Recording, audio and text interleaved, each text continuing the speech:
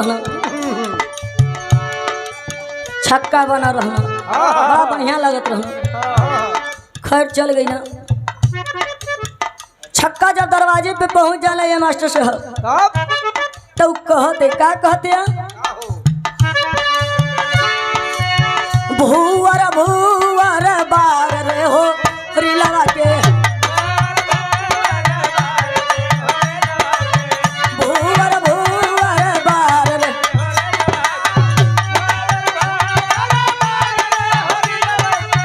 भूवर भूवर बार रे हो रिलवा के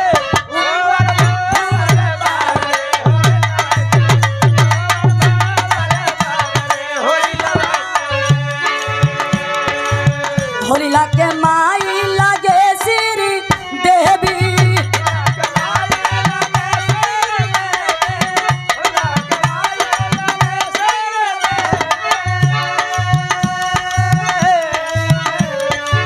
होलिला के माई हो लागे श्री देवी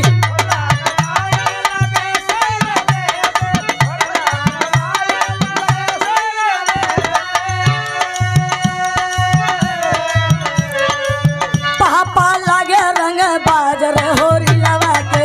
पापा लागे रंग बाजर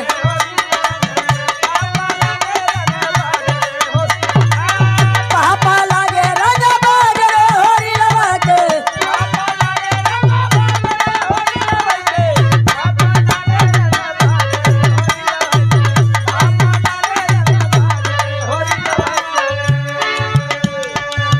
होरिला के चाची हो महलों की रानी